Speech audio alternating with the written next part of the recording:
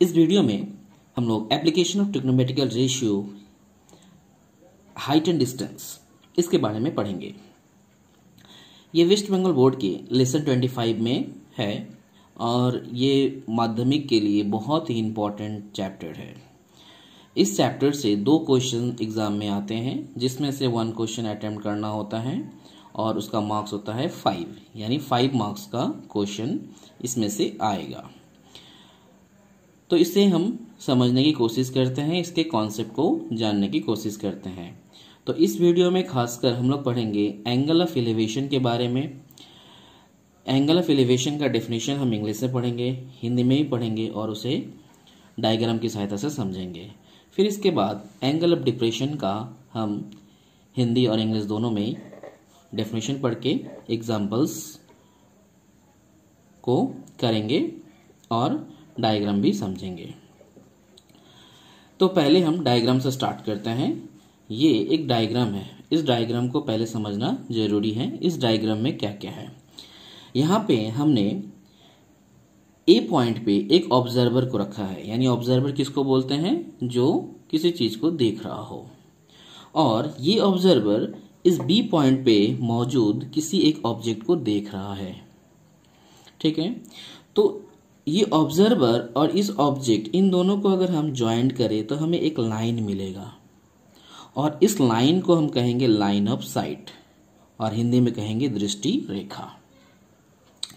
ठीक है, इसके बाद ये जो ऑब्जर्वर है, इस ऑब्जर्वर के आंखों के बराबर यानी आंखों के सीध के बराबर हम एक और लाइन खींचेंगे, यानी ऑब्जर्वर के आई लेवल के बराबर हम और एक लाइन खींचेंगे। और वो लाइन कैसा होगा, एक हॉरिजॉन्टल लाइन होगा, भूमिगत क्षैतिज रेखा भी कहते हैं उसको। तो हम इस ऑब्जर्वर के आंखों के लेवल के बराबर हम एक लाइन खींचेंगे और जिसका नाम होगा AC। ठीक है, अच्छा, अब हमें दिख रहा है ये कि ये जो लाइन ऑफ साइट है और ये आई लेवल पे खींचा गया लाइन है, इन दोनों के बीच में एक एंगल बन रहा है। इस एंगल का नाम हमने रखा थीटा। तो ये एंगल थीटा जो है, इसको ही हम बोलेंगे एंगल ऑफ एलिवेशन। तो एंगल ऑफ एलिवेशन क्यों बोलेंगे, इसके बारे में भी थोड़ा और समझ लेते हैं। एंगल ऑफ एलिवेशन का जो कंडीशन होता है वो ये कि ऑब्जेक्ट जो है वो ऊपर होना चाहिए और ऑब्जर्वर नीचे होना चाहिए। ठीक है, और ये जो लाइन ऑफ साइट है इसका डायरेक्शन अपवर्ड होगा, यानी ऊपर की ओर होगा। ठीक है, तो इसी तरह से हम एंगल ऑफ डिप्रेशन वाले डायग्राम को भी समझ लेते हैं। इसमें देख पा रहे हैं कि जो ऑब्जर्वर है वो कहाँ मौजूद है, बी पॉइंट पे मौजूद है। और ये ऑब्जर्वर कहाँ देख रहा है, इस ए पॉइंट पे मौजूद एक ऑब्जेक्ट को देख रहा है। तो जैसे कि हमने कहा कि ऑब्जर्वर और ऑब्जेक्ट, इन दोनों को कनेक्ट करने वाले लाइन को हम कहते हैं लाइन ऑफ साइट, यानी दृष्टि रेखा। तो हमने बी और ए को कनेक्ट कर दिया, लेकिन जब हम कनेक्ट करेंगे तो कनेक्ट करते समय इसकी जो दिशा है यानी डायरेक्शन है वो कहाँ है, नीचे की ओर है और ऑब्जेक्ट नीचे है। ठीक है, तो इसकी डायरेक्शन कहाँ है, नीचे की ओर है। अब हम और एक लाइन खींचेंगे जिसको हम लोग बोलते हैं लाइन एट आई लेवल। तो ऑब्जर्वर कहाँ है, ऑब्जर्वर बी पॉइंट पे है, तो उसके आंखों के सीध के बराबर हम एक लाइन खींचेंगे और वो लाइन कौन सा होगा, BC लाइन जो है ये आई लेवल पे खींचा गया एक लाइन है। हम देख रहे हैं कि ये आई लेवल और लाइन ऑफ साइट के बीच में एक एंगल बन रहा है। ये एंगल कौन सा है, थीटा एंगल है। इसी एंगल को हम बोलेंगे एंगल ऑफ डिप्रेशन, हिंदी में इसको बोलते हैं अवनत कोण। तो ये अवनत कोण क्यों है, अवनत कोण का सबसे मेन जो तरीका है समझने का वो ये कि इसमें जो ऑब्जेक्ट होता है वो ऑब्जेक्ट नीचे मौजूद होगा और ऑब्जर्वर ऊपर मौजूद होगा, और लाइन ऑफ साइट का जो डायरेक्शन है वो नीचे की ओर होगा, यानी डाउनवर्ड होगा। तो ये हमें डायग्राम पता चला। अब हम चलते हैं इसके डेफिनेशन की तरफ। एंगल ऑफ एलिवेशन, इसका जो डेफिनेशन अगर हम पढ़ते हैं तो हम इसको इस तरह से लिख सकते हैं, the angle of elevation is an angle that is formed between the horizontal line and the line of site, and the line of sight should be upward direction, then the angle formed between two line is called angle of elevation। जैसे कि हमने diagram में समझाया ठीक वैसे ही है।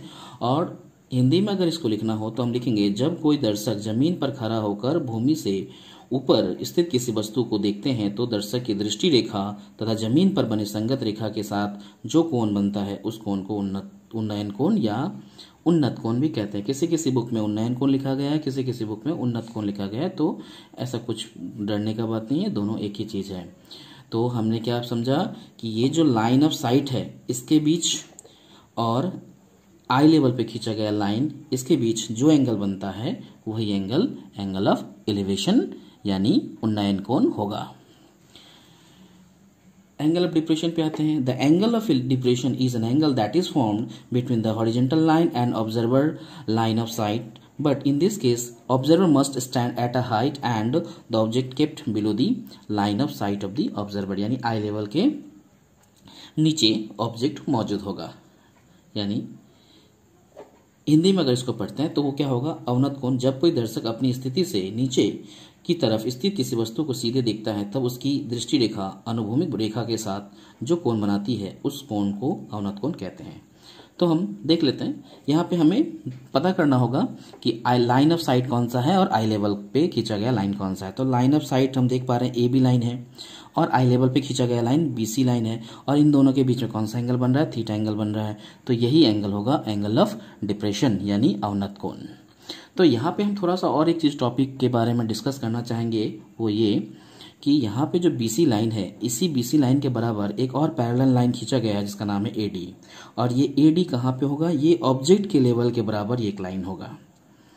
और हम देखेंगे कि ये जो BC लाइन है और AD लाइन है ये दोनों पैरेलल है, और पैरेलल होने की वजह से ये जो एंगल थीटा एंगल है, B पॉइंट पे बना एंगल जो थीटा है वही एंगल A पॉइंट पे बना एंगल होगा।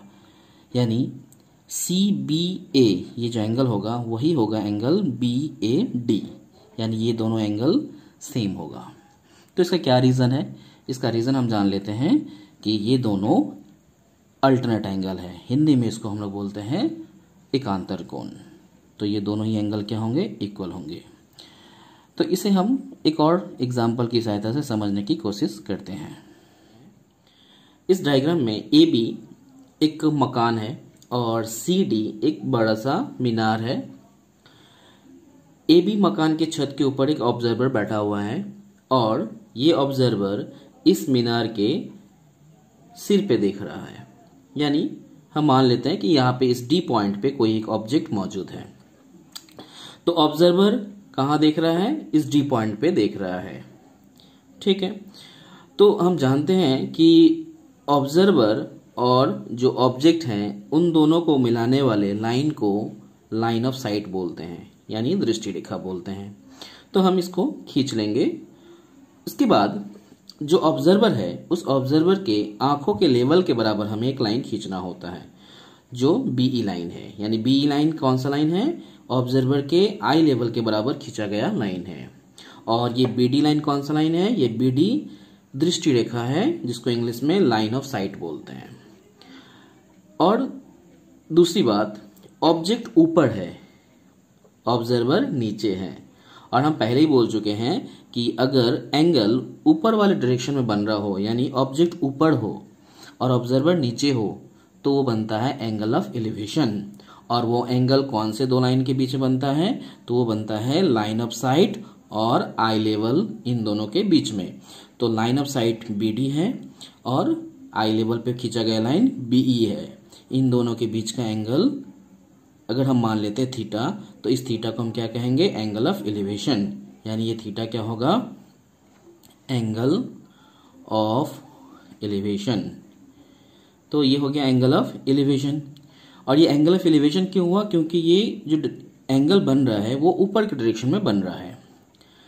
ठीक इसी तरह से अब हम सपोज मान लेते हैं कि ये ऑब्जर्वर अब ऊपर नहीं देख के वो इस मीनार के नीचे वाले भाग में देख रहा है, यानी C पॉइंट पे देख रहा है। तो हम लाइन ऑफ साइट खींचेंगे, यानी दृष्टि रेखा खींचेंगे। तो B और C को मिलाने वाला लाइन, ये वाला लाइन, इसको हम बोलेंगे दृष्टि रेखा, दृष्टि रेखा, और इंग्लिश में बोलेंगे line of site, line of site. ये हो गया हमारा लाइन ऑफ साइट। जैसे कि हम बोल चुके हैं, ऑब्जर्वर ऊपर है और ऑब्जेक्ट नीचे है, यानी यहाँ पे देख रहा है, इसका मतलब ये अभी ऑब्जेक्ट बन गया। ऑब्जेक्ट जब नीचे होता है और ऑब्जर्वर ऊपर होता है तो उस समय एंगल ऑफ डिप्रेशन बनता है। और वो एंगल किन दो लाइनों के बीच बनेगा, तो वो बनेगा आई लेवल वाले लाइन और लाइन ऑफ साइट वाले लाइन के बीच का एंगल होगा। तो आई लेवल वाला लाइन ये है और दृष्टि रेखा यानी लाइन ऑफ साइट वाला लाइन है ये BC। इन दोनों के बीच का एंगल को हम बोलेंगे एंगल ऑफ डिप्रेशन। सपोज ये एंगल का नाम हम रख लेते हैं फाई, तो फाई को हम क्या बोलेंगे, एंगल ऑफ डिप्रेशन। और याद रखना है एक चीज, एंगल ऑफ एलिवेशन को हिंदी में बोलते हैं उन्नत कोण या उन्नयन कोण, और एंगल ऑफ डिप्रेशन को हिंदी में बोलते हैं अवनत कोण। तो यहाँ पे हमने एंगल ऑफ एलिवेशन भी समझ लिया और एंगल ऑफ डिप्रेशन भी समझ लिया। अब और एक चीज को हम समझाने की कोशिश करते हैं, वो क्या, सपोज अगर हम A और C इन दोनों लाइन को जोड़ दें, ऐसे कनेक्ट कर दें, तो कनेक्ट करने के बाद हम देखेंगे कि BE लाइन और AC लाइन, ये BE लाइन और ये AC लाइन, ये दोनों पैरेलल हो गया है। तो ये दोनों अगर पैरेलल है तो पैरेलल होने की वजह से यहाँ पे एक जेड फॉर्मेशन भी हो रहा है, और ये एंगल फाई है तो ये फाई एंगल और ये वाला पॉइंट पे बना एंगल ये दोनों सेम होगा। ठीक है, यानी अगर ये एंगल फाई है, कौन सा एंगल, CBE एंगल अगर फाई है तो BCA ये एंगल भी क्या होगा, ये भी एंगल फाई होगा। तो हमें ये याद रख लेना है कि ये फाई होने से ये एंगल भी फाई होगा। तो इसका क्या रीज़न है, इसका रीज़न ये है कि ये दोनों अल्टरनेट एंगल है, हिंदी में इसको बोलते हैं एकांतर कोण।